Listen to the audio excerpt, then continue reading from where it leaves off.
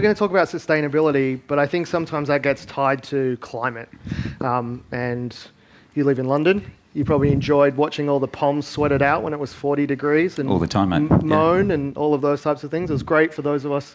Palms are English UK, people, sorry, just in case, We need that thing. That's what we call them in Australia. Like on Welcome to Wrexham. We should actually explain why, actually. They're called POMs because when they came down to Australia, they're always very red-faced, and so they used to get called from pomegranates. You know pomegranates? So that's why we call them POMs. Yeah. But I think, looking at the climate, obviously it was hot in London. We've got floods in New South Wales, where Frank's from originally, for the third time. So third wave of La Nina. But we don't really want to tie this to climate. So when we think about sustainability, you're an investor in this space. What are you really looking at and thinking about? Well, I mean, sustainability is everything really now, like everything, right? So, so concrete becomes carbon capturing concrete, right? To obviously to vehicles, to agriculture and food, which we specialise in, but also just in general, in financing anything these days, you'd be looking at some sort of sustainable or ESG component. Because for us, it's bigger than the digital transition, right? It literally is everything. It's such a complete overhaul of everything from an infrastructure perspective. So, and that means regenerative farming, right? That means water. Water is as big as carbon. Everyone's talking about carbon, but like water is just as big. Biodiversity, right?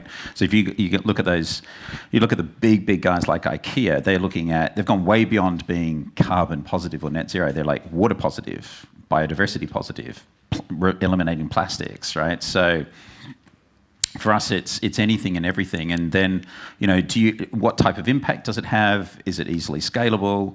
What type of financial requirements does it have? Particularly in a recession, which we're going to have a chat about later. Yeah. And I mean, for me, it's the whole world getting a reset.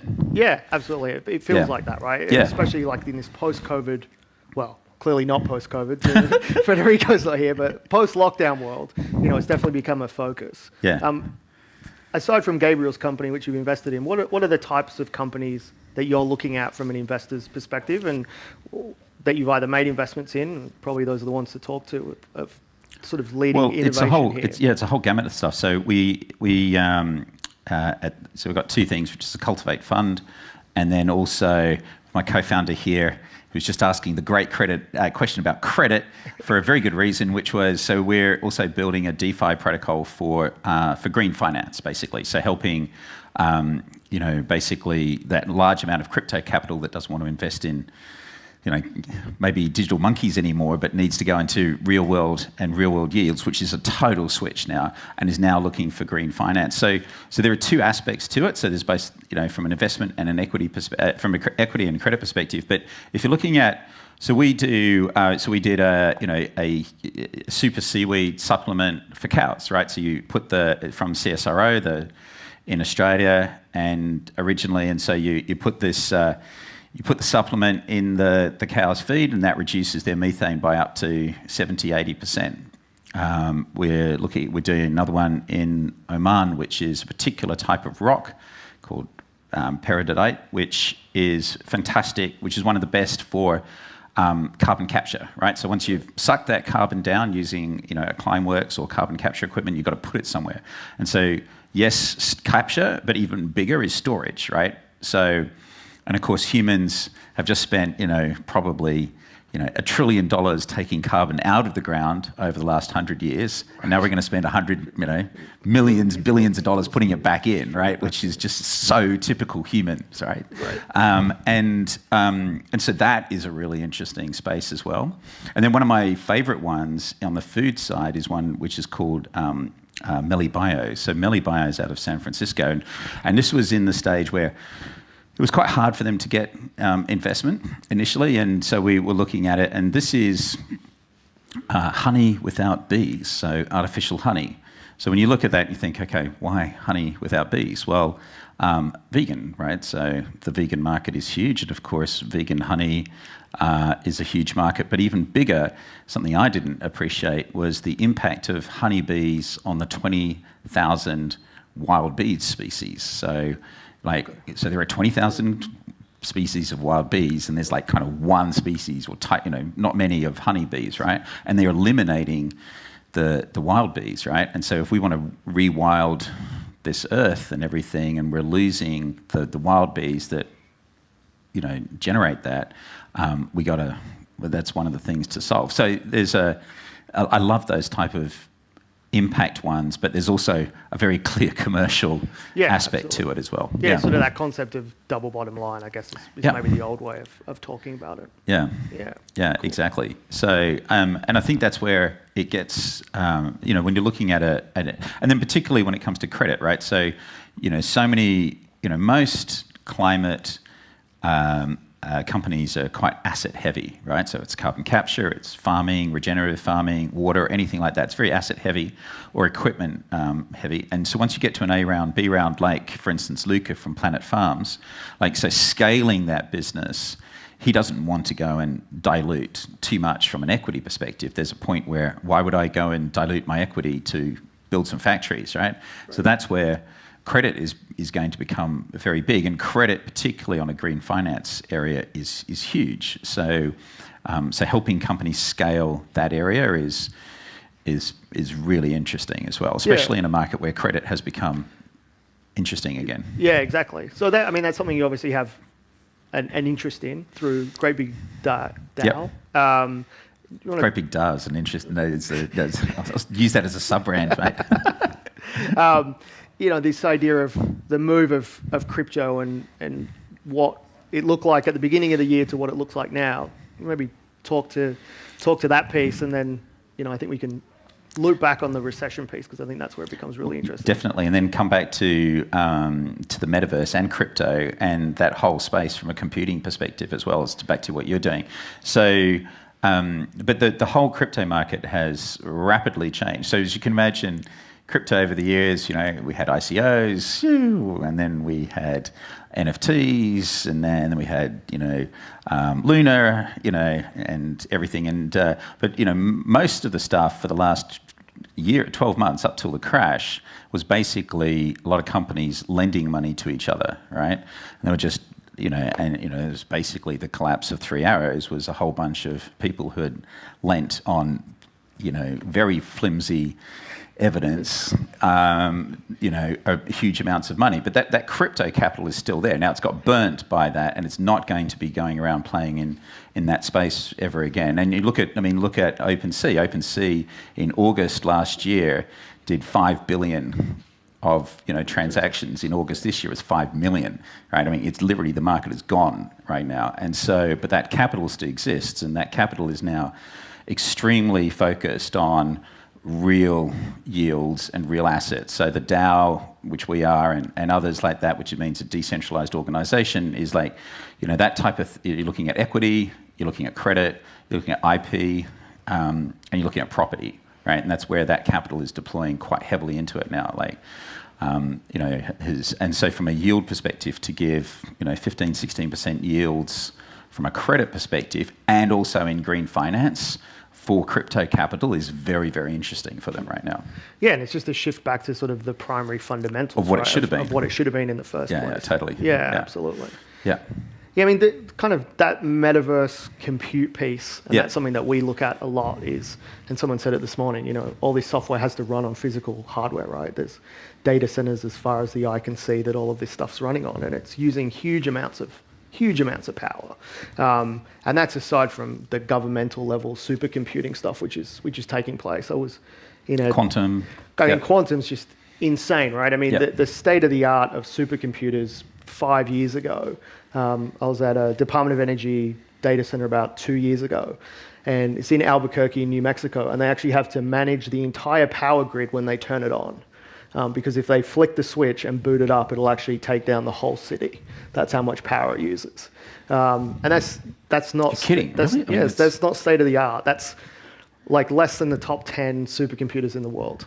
And it's actually running ARM technology. So it's meant to be really low power. Wow. So this idea that we've got all of these, there's data centers that Amazon's running that have more compute power than that use more power, right? We've got this sort of huge crisis. And so from our perspective, and we spent 10 years building a hardware company, which it's called hardware for a reason. It's really hard and it costs a lot of money to do that. Yeah, did a couple of those, yeah. That's about. yeah, I'll be a different man when this one's finished for sure. But we've looked at a lot of the sustainability aspect of the chips that we put down and how we build it, and the fact that we build it close to our customers is a big one. So we don't build in big factories in China. We build them in localized manufacturing spots in the west coast of the US, and now Australia is sort of nice to bring that home, but also some of our huge customer bases down there. And I think this is a real challenge of the metaverse can kind of explode. And the energy requirements. But the energy requirements are just massive, and then there's impacts into rare earth materials and all of these types of things that are coming in. And I think it starts to produce some really interesting conflict at the board level, especially from an ESG perspective. So we were talking about this a little bit earlier. I have a theory in technology that it's a pendulum and everything swings from one side to the other in these huge movements, and then we kind of anneal somewhere in the middle. And we see it with cloud. Everyone went from on-premise fully into the cloud, and now they're realizing, hey, the cloud's really expensive because Jeff likes to make money as well, right? And so you obviously sit on a number of boards. I sit on boards, and it's an interesting conflict when you have someone like Vivek Ramaswamy, who came out this week and said, if you throw ESG off the table at an energy level, all these energy companies, the share price can probably triple.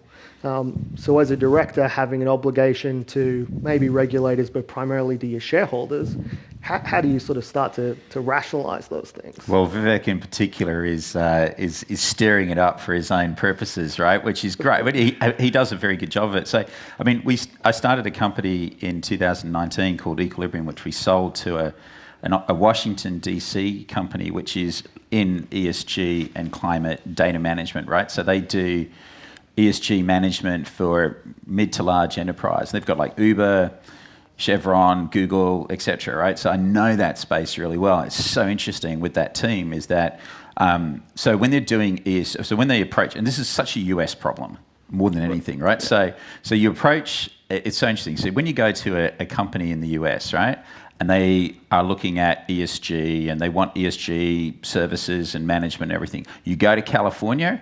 They're like, everything. I need full social governance. I need to have like everything, diversity, inclusion, everything. You go to Florida and they're like, no, we don't want any of that shit. We don't want anything woke. We just want environmental. And so, but nearly everybody is environmental. Like, it doesn't really change on that perspective. Yeah. And I think where there's a stirring up in the market is that ESG is very wide and encompassing from a governance and social perspective. And sometimes for certain companies, like particularly Tesla or something, they're not particularly keen on getting themselves scrutinized in that. And instead, so you will have guys like Vivek who are kind of backed by a lot of people who have vested interests in not having that social and governance part in there. It's become so politicized. It's so political, and unfortunately, ESG has become a political football. When really it was all designed to just kind of give some good, straight governance to companies around those particular subjects, right? Yeah. And unfortunately, the social and governance side, which is weaponized in the US, is now tied in with the environmental side, and the whole thing has become a hot potato. So I think, unfortunately, the whole thing has to get separated in a way. I mean, you can have ESG here, but really environmental and everything else has to get separated again. They obviously need to carve that back a little bit, yeah, because it's getting tainted and completely unfairly just because we've got some midterms coming up and everyone's playing around with it. Yeah, absolutely. Yeah. We're talking about weaponization. And kind of where this all leads. I read in the FT this morning that the Nord Stream leak, where they've done a good job of turning the Baltic Sea into a jacuzzi, is going to produce about 13 million tons of CO2, which, to put context, is 3% of the output of the UK. entire CO2 output, and more than Moldova, which is a pretty small country just next to Ukraine. But it makes it, just as an event, the 8th producer of CO2 in Europe. So the kind of question that begs to be asked is, is geopolitical unrest and war kind of undoing all of this good work? Like, great, I planted my 3 trees today, but what's that going to lead to? And then more importantly, I think we know that there's going to be an energy crisis. Off the back of that, you can pretty much get to there's going to be a crisis around fertilizer production, and then there's going to be a food crisis, and we're almost certainly headed for a very harsh recession through this whole process. Yep. How do we continue to fund? I mean, VC will generally find a way to fund the things that are going to make it a lot of money. They have an incredible knack of doing that, and sometimes. Yeah. Certain Not if you're funds, SoftBank.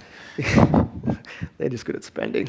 But all of these companies like you're talking about, how are we going to finance the companies that have a green focus and are trying to do that? I mean, that's the big question, especially in a recession where everything is changing so rapidly. I mean, for a consumer now in the UK, it's more expensive to charge my electric vehicle than to fill a tank of a petrol car. That was not the case in January. It was 50% cheaper. So everything is changing quite dramatically with the recession coming up and the energy crisis and the food crisis. And so, and that's coupled by the fact that at late stage capital has literally disappeared off the table completely, right? So if you're in anyone trying to raise a C round plus right now, I mean, it's horrible. It's a bloodbath. If you haven't got money in there, you've got companies that were, $2 or $3 billion at the start of the year who are trying to raise at 500, 600 million out there. I mean, a lot. So it's horrible. And, so where capital at that has stopped completely almost, and has very, very few will get it, and so it goes early stage, obviously, right? Yeah. Or it goes into credit. It's not going to go into the public markets either right now. So the problem with this huge green revolution was it required an enormous amount of capital. And during the boom times, for last year, that's fine. Throw huge amounts of capital at the green finance revolution. But that has dried up at that later stage. So what's going to happen is that a lot of companies who are doing good and in the right space and have got a good market fit will have to turn to credit by large, to fund their way through that area. And that will get a lot of support because at the end of the day, there will be, there's better yields on it. So there's going to be a credit switch. And it's going to be earlier stage. But, some of these, some of the companies that have got to C or D rounds now that are, continually trying to scale, it's extremely difficult in that space. But the one thing that is good is energy, right? So energy continues to be a very hot topic here in Europe from a renewable energy perspective. Less so in the US, but it's still a big topic in the US. But the biggest one that we're concerned about is food. Right. So yeah, I mean we're Australians. Our whole economy is based on agriculture, and I think Australia is probably going to be one of the most recession-proof places again because of that. Because of that, yeah. Yeah. I mean, I think Australia has the benefit of now, if you kind of take China and Ukraine out of the equation from a food supply perspective, it's probably one of the largest suppliers of grains. Yep. Grains haven't been something that have been a focus of indoor farming or kind of controlled environment farming, so I think they've got good opportunities to do that. Huge natural gas reserves. But invest in Australia again. Yeah. Well, it might be cheap depending on what the dollar does. Yeah. I think the dollar's the biggest risk. It's always nice as well when you sit next to an investor who goes, I wouldn't want to be raising a Series C when you're raising a Series C. Sorry, mate. But it's true. It's tough. It's a bloodbath. It really is. And it's about finding those investors that, still believe and aren't Tiger Global that have had however many billion wiped out of their hedge funds. So yeah. It is tough. It is tough out there right now, just because everyone's extremely cautious because we just don't know what's going to happen next year. And geopolitical instability is so huge. I mean, we don't know if Vlad's going to, whatever he's going to do next. Right. Yeah. He's having a bad birthday. He is, yeah. It's his birthday today. Yeah. Should we ask for any questions from the audience as well? Yeah, we should. Anyone got any questions? Yeah. Well, we get sorted on questions. I'm going to ask you one more. So, Confucius said the best time to plant a tree is 20 years ago. We should have planted way more trees 20 years ago, clearly, whether figuratively or literally. It's 2050. What does the world look like, or should we just be lining up outside Elon's trip to Mars? I don't know, mate. Is there hope, I guess? I would like to think there's hope than sort of like wandering off with Elon to Mars, which isn't, I don't know if that's an experience I want to go through. But I would say that it's tough, right? I mean, the way the world is going right now, and of course that methane leak doesn't help at all, is that we are absolutely on going above 2 degrees, which is going to have an enormous drastic impact on the world. Now, I mean, the good thing is in Australia, we just had a climate-driven election. So the first time, we had a government which was literally the embarrassment of the world, basically trying to avoid anything to do with climate, got kicked out by our voters in May this year. Number one issue, climate. Climate, yeah. Yeah, absolutely. Just had enough of them. And a huge swing to the Green parties and the independents has just come straight in and it's made a huge And now, the top 250 companies in Australia will have to decarbonise by 3 to 6% a year. And what's the really good thing? You can't do it by bloody carbon credits, right? Unless they're 100% verifiable. So none of the greenwashing. You've actually got to do something. So, and that is a big step forward, and it's a huge step forward from the Australian government, who've suddenly gone from being the pariahs to, the leaders, which is great. And all the knock-on, like of green hydrogen. Depending on your view of that. That leads into green steel production. Once you can get the green hydrogen, you can get green steel and all of those things that make a huge difference where, a country that's existed on thermal coal for power generation, can move away from that. So. And you're going to see exactly the same in Brazil. So if Lula wins in Brazil, it'll be exactly the same switch where there'll be the corporates will just suddenly be forced to switch. And then again, in a market which is very similar to ours, which is, heavily agriculture and mining dominated. So there's a big switch there. So I think there are some positive impacts. I think the electorate will get to the point, even in the US, where it's like, this is enough. We're going to boot you out and we're going to reset everything. So I do think that there is hope, and gradually, through there. I mean, and China is making some big efforts, but the biggest issues is when, Russian subs come along and blow up pipelines. That doesn't help. Doesn't help the whole situation. All right, we had some questions here. All right. Hi.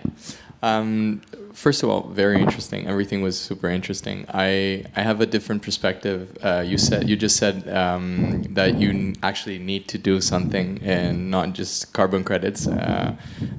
Totally agree. Well, as long as they're 100% verified. I mean, if they're good carbon credits, I mean, we can have really bad carbon credits. Yeah, exactly. Yeah.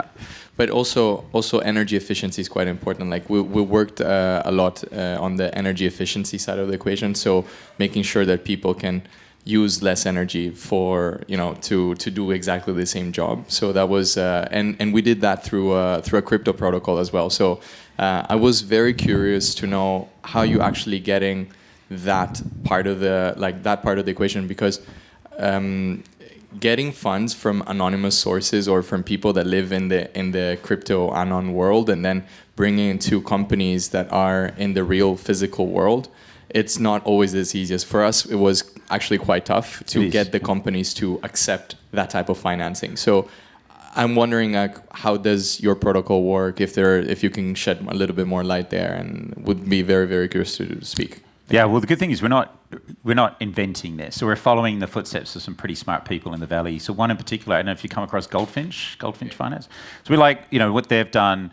They've got senior pools and junior pools set up, and you just you can it's now to the point where I can connect my wallet, connect my MetaMask, and invest into the senior pool and the junior pool. What's interesting is the off-ramp, right? So getting it into fiat, right? So what they're doing is that a large part of it is they're partnering with regulated local lenders who are crypto savvy and have a crypto, have a MetaMask or wallet, can take that, and then they will convert it to fiat, rather than you having to do that. Because when you're going into directly to projects, it is a little complicated with that. So there will be, I think, what we see ourselves is as a global player, where there is obviously a huge amount of crypto capital that does want to get into this space.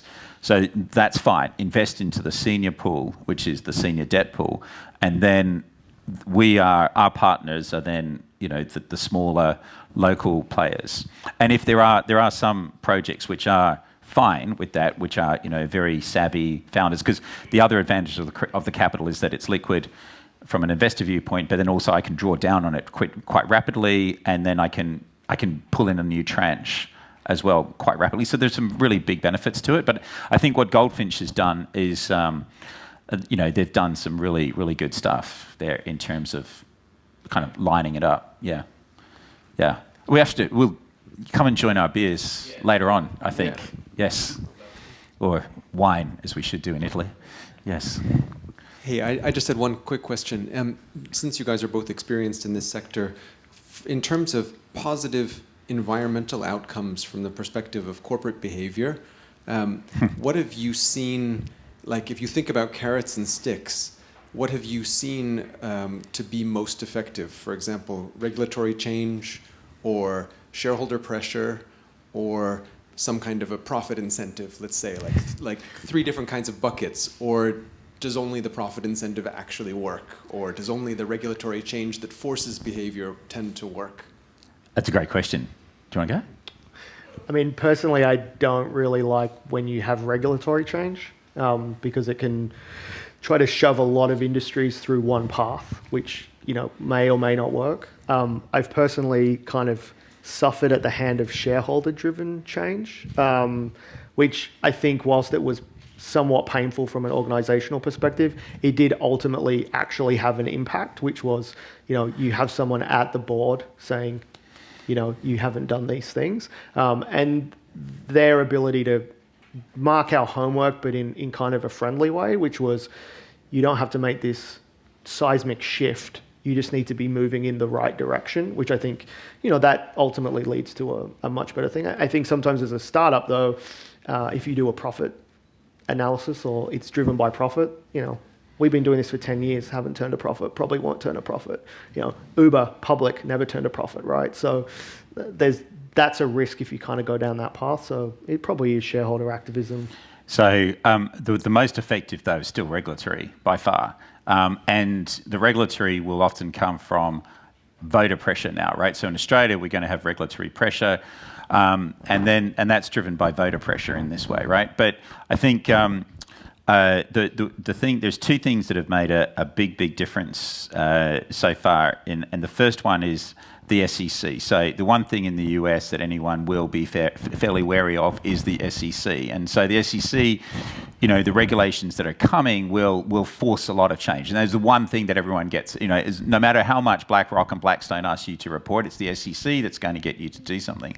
And then the other thing that is really making a difference is supply chain pressure from the big guys like Apple and Microsoft and IKEA and everything. They're the ones who actually make the biggest change in the world of anything, because they're the ones who have very aggressive targets, and they force that down their supply chain, and they force changes. And so IKEA now is so they have on their logistics side, which is spun everyone in their logistics, companies out of whack, is basically, we don't care if you're cheap.